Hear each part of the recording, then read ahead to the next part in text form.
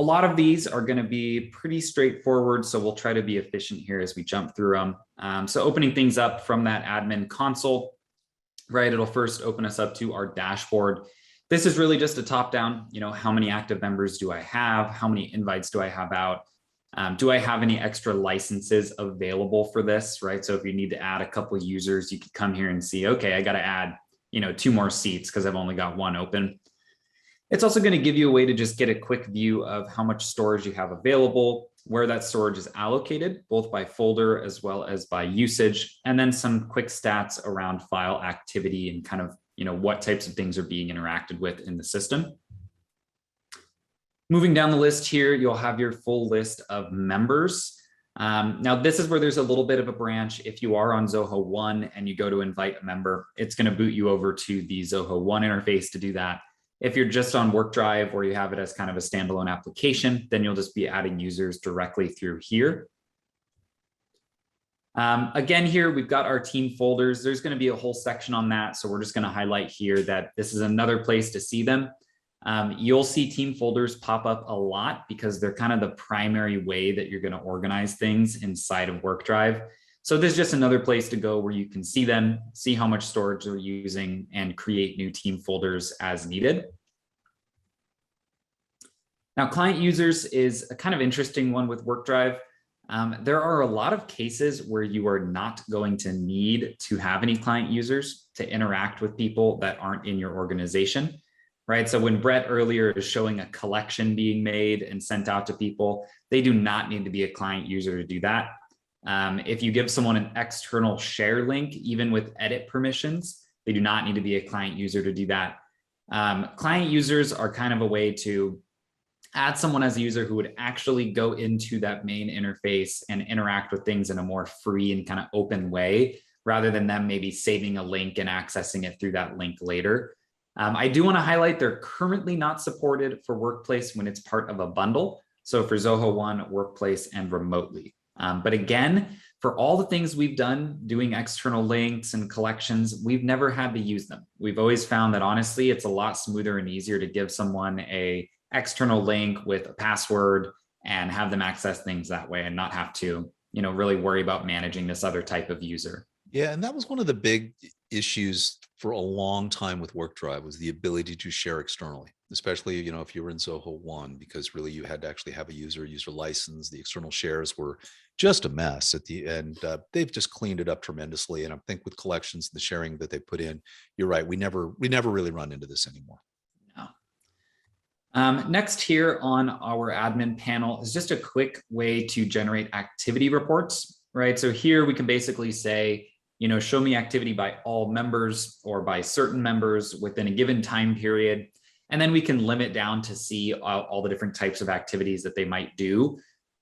So, here we're going to run one with just all of the activities, but there are some specific ones that I want to highlight that you'd want to look at every now and then, right? Anything where documents or folders are being deleted, anything where sharing rules are being created or modified, right? So if you have that price list and it is, A1 importance that stays private, you want to make sure you're checking to make sure that, no one is sharing or kind of sneaking in any extra people who can see that list. Once we go ahead and generate that report, it's going to give you a quick breakdown of who did it, when did they do it, and what exactly did they do, as well as the IP address they did it from. Which can actually be pretty important if a lot of things are being deleted and you see that a user is doing it from an IP address that you don't recognize or that you don't normally see associated with that user, you might have a breach. That's kind of the reason that they include that identifier when you look at the activity report. Moving on, we have data templates. This is something that's pretty unique inside of WorkDrive. I don't know that I've seen this on a lot of the other file management tools. It's basically a way to create a little form or a couple fields, maybe I'll say, that you can assign to a particular document.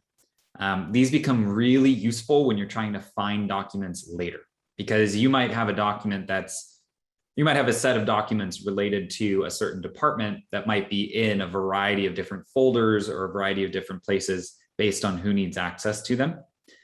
So if we were to go ahead and create a data template here, we'll just make a really simple one. And we'll add a custom field. Now, of course, we've got a whole different set of fields to choose from here, from like open fields to type in, numbers, date and time, multiple choice. In this case, we're going to go with just a multiple choice and a dropdown. And we're just going to add one field to this data template for the department, right? So maybe we're storing sales, marketing, and accounting documents within this system. So now we've got this set up. You can add multiple fields here if you'd like. Just for the sake of the demo, I'm going to keep it simple and just have the one. And we'll come back and show how to actually add those onto some documents in just a little bit. Next here, you have a tab for data administration. This is kind of like a top-down way to search either within a particular team folder or within one of your private folders for some documents. So up here at the top, we have that little search bar. If I go ahead and type the name of a document or a keyword that I'm searching for, it's going to come up with any documents where that is contained. In this case, I searched across all team folders, but maybe you knew you had a couple different price lists and it was going to be somewhere in a particular folder. You might want to select that and be a little bit more specific. Next, we have another one that's kind of around security. So the ability to manage devices. So in this case here, we have our two users. If we open up one of our users, we can do two main things here. First, should we allow them to set up a desktop sync on one of their devices? That can be a really big deal because if you're using the more traditional sync that's actually pulling down all the files, now they're going to have them all locally on their PC, right? So there's a lot of use cases where if you have people that are working from, many different devices, or maybe sometimes they're working from a personal device, you might actually want to turn those off and say, hey, it's fine if you work on these from a personal device. You just can't set up a, regular sync of every single file that you have permission for, basically pulling down to that device. The other little option here is if you do or do not want to allow them to access things through the mobile application. Again, it's just another security setting. They could forget their phone somewhere, and now your price list or P&L or something really private could be floating around out there. The other thing you can do here is actually see any of their connected devices. So if you looked in, you saw a particular user that had 10 or 15 different devices connected, you might go, well, that's weird. We're going to go ahead and disconnect all of those. And as they need them, they can just re-log in on that particular device. So a good way to do a little bit of spring cleaning if you've kind of switched anyone's phones or computers, you might want to go ahead and reset that. Next here, we'll go through just some of these kind of basic settings. So under the profile, we can give things a team name and define who's going to be our super admin. Nice thing about WorkDrive, as Zoho users know, sometimes it's very easy to change a super admin. Sometimes it's very hard. Within WorkDrive, we can just do it from right here. We don't have to get really any extra steps as long as you are already logged in as that super admin. In terms of branding, it's exactly what you'd expect. You can go ahead and upload a logo here. Of course, they're going to include some of their standard best practices, file size and dimensions. That's just going to apply itself, anywhere that the WorkDrive logo would be showing up. I do want to highlight this also applies for external folders. So if I had given a client an external share link, if I don't have branding, up in the top left, it'll show the WorkDrive logo. If you change it out here, it will show your logo instead. So a nice way to just keep things really consistent so that if they log in, it just as everything is branded to your specific company. A couple extra settings here around content that we'll go through kind of quickly. As Brett mentioned earlier, you can determine if you want all files to get automatically converted over to their Zoho equivalent when you upload them. So you can say, I want that to apply for the entire organization. You can also say that you want to allow team folder admins to choose that if they so please. And also you can let users do that for their own personal folders. Again, this is kind of just a little choice thing. If you've got some really crazy intense spreadsheet in Excel and it calls very particular formulas that might not be in Sheet, you don't want to have this on. But if your kind of use case in this is pretty standard, then it can be kind of a nice feature to have. And we don't really cover it on this. We're covering just WorkDrive itself. We've never done something on Sheet and Writer and Show, but man, it's those applications are fantastic. I mean, I think that they do. I mean, I would say they're as good or better than in every single case than the Google Suite. And when you look at the Microsoft stuff, most of those are desktop, but I mean, they do a nice job of conversion. I should say that. And I think you pointed out that one exception, which is you can always go crazy on an Excel spreadsheet and have, that it's never going to convert, but that means it's never going to convert anywhere. So, Mhm. but they do a nice job with those. So that's another thing to think of when you're looking at this. A lot of times when you're using WorkDrive, you're making that decision also to switch over to the Zoho Office Suite. And you really are fine if you choose to do Mhm. that. Now, if you're not doing it, then like you said, Tyler, leave this off. Don't Mhm. convert anything. And there's one other little setting that I forgot to mention in here around down here at the bottom. You can choose whether or not you want to use the drafts functionality inside of WorkDrive. This is just important to know about because when you save something for the first time, it's going to default to draft if you have this on, which would mean other people can't see it. Even if Brett and I are both an admin of the same folder, if I create a document and I don't publish it from draft, he's not going to find it. I mentioned that because I did that not too long ago. And I said, I guarantee you the file's there. And it wasn't because I had left it in draft.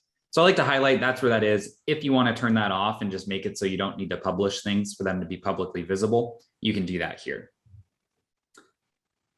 Next here, we'll jump into roles and permissions. A couple quick settings. Who should be allowed to create a team folder, whether it's public or private? Should people with the same domain just be able to automatically join your team? That is really only going to work if you're not using Zoho One. If you are in Zoho One, they're going to need a license there and permissions there anyways. And then down here at the bottom of this page, I just like to highlight this. It gives you a breakdown of what all of their different terms mean, which I really appreciate because sometimes, and whether it's a Zoho app or a different app, they'll give a name like organizer and it's like, great, what does that mean? What exactly can that person do?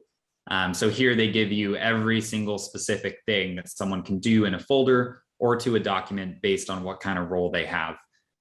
So you'll see, of course, things like delete are going to be, saved for the highest level admin permissions. Couple settings around sharing here, right? So should you be able to make an external share link, and that can, of course, be set up for particular folders, or you could just say everything we're going to have in WorkDrive is internal, so no one should be able to make an external link, and that's totally fair game. Again, should we be able to download or print out things that have been embedded, right? So that's like if I have an iframe or if I have something embedded on my site, should there be a little button somewhere in the top right to allow someone to download?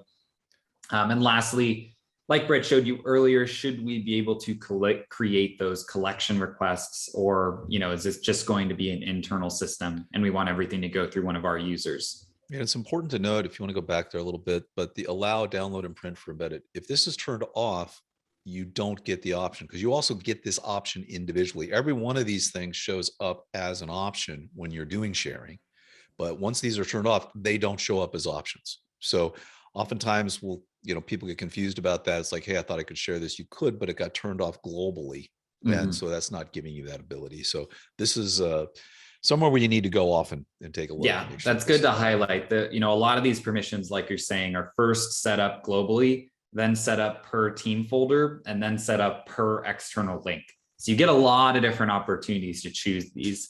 I'm showing them here from a global perspective, but it gets a lot more granular than that. Next here, of course, you're able to assign a custom domain. Maybe you'd want to create some different naming convention, files.zenatta.com or workdrive.zenatta.com, something like that. The cool thing about this, it's also going to show up for your external links. So again, if you're using things to share with clients, kind of a good idea to make sure that things stay one branded experience. Next here, again, this is a similar setup that you had under the specific users and devices. This is basically a global way to say if anyone should be able to use the desktop or mobile apps where things are actually going to be stored locally. Quick one here around data retention. Do I ever want to delete things that go into trash? One important distinction inside of WorkDrive is that only an admin can fully delete something. Anyone else can just move it to trash. And you can choose what that retention policy is going to be like. And maybe in this case, I never want to delete items in trash automatically. Maybe I'm only going to do that as an admin once a month. I'm going to clear out my whole trash can, but nothing's going to go automatically. So a couple little choices you can make around that. And a good segue, of course, if you're keeping things in trash, it is going to create a little bit more of a storage issue.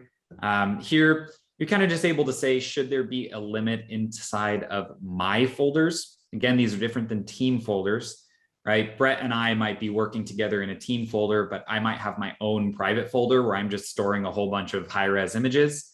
And so maybe you'd want to say, hey, we've only got a couple terabytes to work with here. You know, we need to set some kind of cap on the personal storage inside of WorkDrive. Lastly, they do have a full migration suite for G Suite, Dropbox, and OneDrive. As you'd expect, you know, depending on how exactly you want things to look, this might work perfect or this might need some adjustment. It's basically going to pull everything into its own team folder, and then within that, keep any of your folder hierarchy. So it's a good way to get everything in, and then maybe you would want to do a little bit of reorganization once you've got it, but then you would just be doing all that from within WorkDrive and not having to hit any crazy APIs or do something too intense just to get your files over. And with that here, I want to show one more little thing that I consider an admin setting, but it just technically doesn't live inside of the admin panel. So up in the very top right, if you click on your own little icon, in this case, it's the Zenatta logo, and we go under team details and under groups, this is where we can set up specific user groups. Now, if you're on Zoho One, it's going to pull these from, I believe, Zoho Click or People. They're kind of consolidated group management behind the scenes, or you can pull this and create your own. I'll explain it now and I'll show it to you a little bit later. Groups make things a lot easier because you can share a team folder with a group and then know that anytime that you add a new person to the marketing group, they now have access to all these specific team folders, and you don't have to go one by one and add someone everywhere that they need to be. So maybe I want to create just an administrative group here who should be added to a whole bunch of things. And I want to add someone there as a member of that group. Again, just with the idea that I'm going to add these set of people to a whole bunch of stuff, and I don't want to do it one by one, and I don't want to adjust it when I hire new people. I just want to put them in a group and be done with it. So it's just going to save you some time to do things that way.